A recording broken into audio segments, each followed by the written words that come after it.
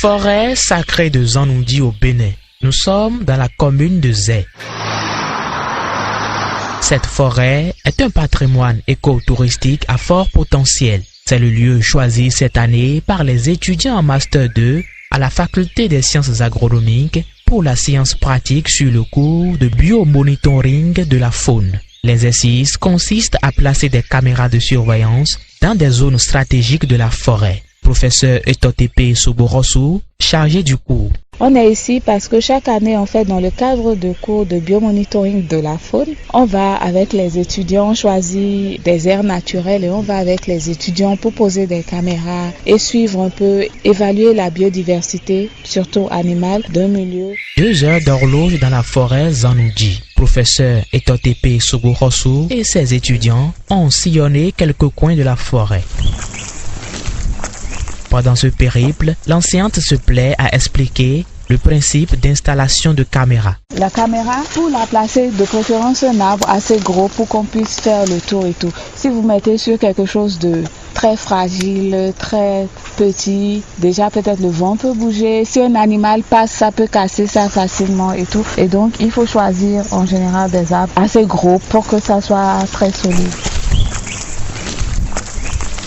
On est venu pour faire la visite d'une forêt communautaire, donc en quelque sorte étudier la biodiversité en matière de flore et aussi en matière de faune de la forêt. Par rapport à ça, on a placé des caméras qui vont nous permettre de faire le suivi des animaux dans la forêt, histoire de voir la diversité faunistique de la forêt, les espèces animales qui s'y trouvent. La commune de Zé, moi je ne maîtrisais pas, ça fait quelque chose de plus pour moi. Deuxième chose, c'est le milieu qui constitue en quelque sorte le terrain, que je ne maîtrisais pas, aussi la forêt de 100 zones que je ne maîtrisais pas. Donc aujourd'hui, grâce à ça, ça m'a permis au moins quand même de connaître la forêt, de connaître le roi et de connaître un peu les richesses qui s'y trouvent au niveau de la forêt.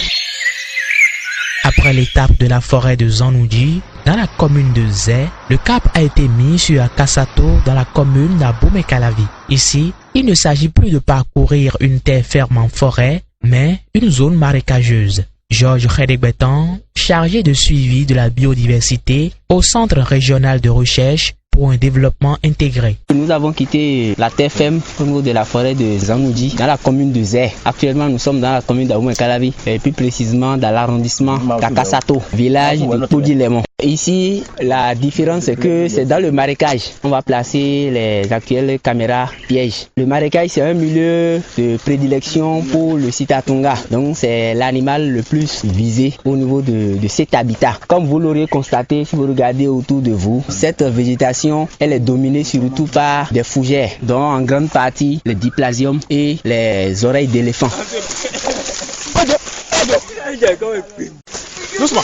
L'exercice semble plus difficile aux étudiants. Les pieds s'enfoncent dans la boue, les épines ne laissent passer aucune peau sans éraflure. Dans cette atmosphère peu facile, les étudiants ne manquent pas de se quereller. La seule dame de l'équipe de 12 étudiants tient bon et s'y plaît. Exactement comme eux. Les caméras installées dans les différents endroits, tant dans la forêt de Zanoudi que dans la zone humide d'Akassato, vont y passer plus de 31 jours.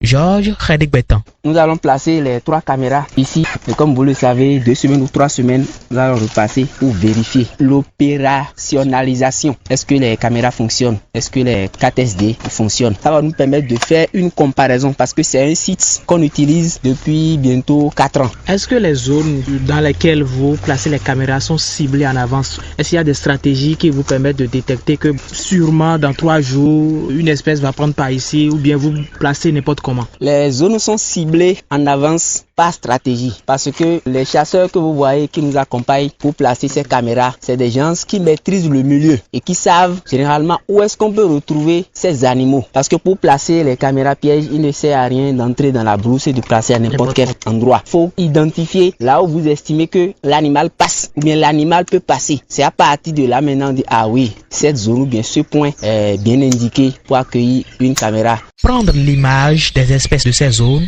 est le résultat attendu. Ce résultat va servir à mener une étude sur ces espèces recensées, puis à établir une comparaison.